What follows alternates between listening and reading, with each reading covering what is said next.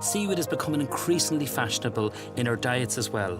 But in fact, we're simply rediscovering what our ancestors understood well, just how good seaweed is for us. John, how are you?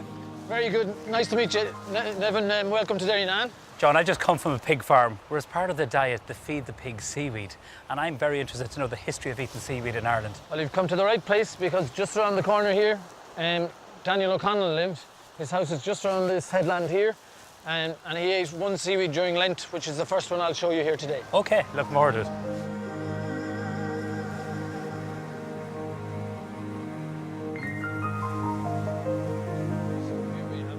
This one you'll be familiar with. This is called nori, or slough corn in Irish, and it's the one that they use for the sushi wraps. We've got 7 plants growing one after the other year-round on the boulders here. It's completely translucent. It's only 1 cell thick, and you can see there if you take a munch. So this one is up to 37% protein, and it was a vital foodstuff, especially during Lent, when the population weren't allowed to touch meat. So coming up to Easter Sunday, the sea is mad rough. Whatever fish you might have had salted would be running scarce. But right on your doorstep, you've got a tremendous protein source. So they would have boiled this up for an hour or so and served it like super spinach. So John, it's very plentiful here. Absolutely, it's our fastest growing seaweed. It can grow start to finish in around 40 days. And there's actually a townland nearby, just the other side of Derrynane Harbour here. It's called Cumad, which is the inlet of the Slough Con. So it's one of the few place names in Ireland named after a seaweed. So now if we head that direction, I'll show you another one. Great. John, you give cookery classes and tours. We do with seaweeds. We call ourselves Atlantic Irish Seaweed, and my wife, Kerry-Ann, and I, we deal with seaweed discovery workshops. So we take them to the shore with low tide, where they identify the seaweeds and learn how to harvest them sustainably. And then my wife prepares a meal for them, all made with various different seaweeds. And who goes to the classes? Well, we'd have a wide range. We deal a lot with schools, but then in the tourist season, we'd have a lot of visitors. We'd also have a lot of locals and a lot of chefs, believe it or not. And there's something amazing I'd love you to see here. If we come up along here, this is a shell midden.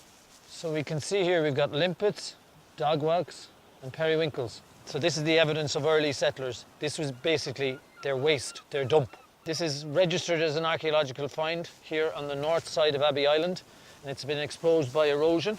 The date can be up to 8,000 BC or right up to medieval times. But what it tells us is that the early settlers lived here in the dunes like the rabbits of today. Their food would have been seaweeds, or sea vegetables, shellfish and fish, which is very similar to the modern Japanese diet. The Japanese have the healthiest elderly population on Earth.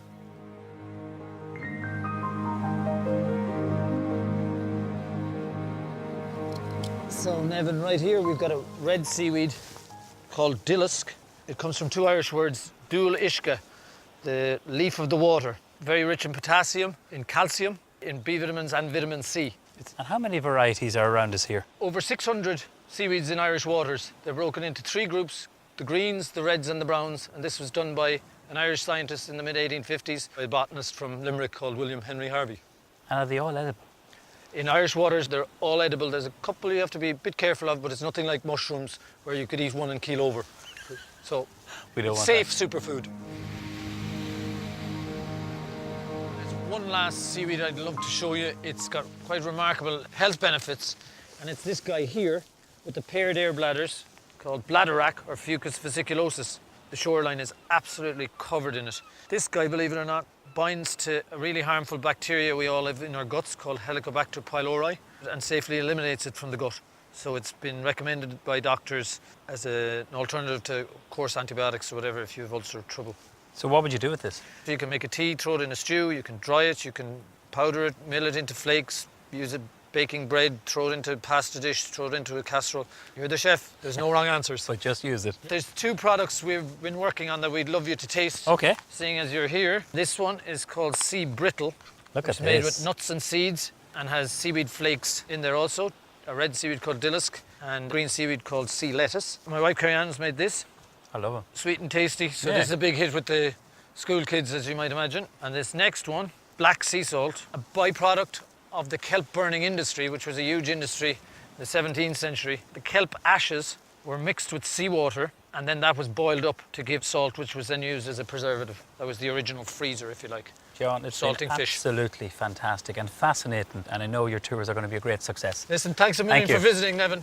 Good Thank luck to you. you. Thanks, Take care. John.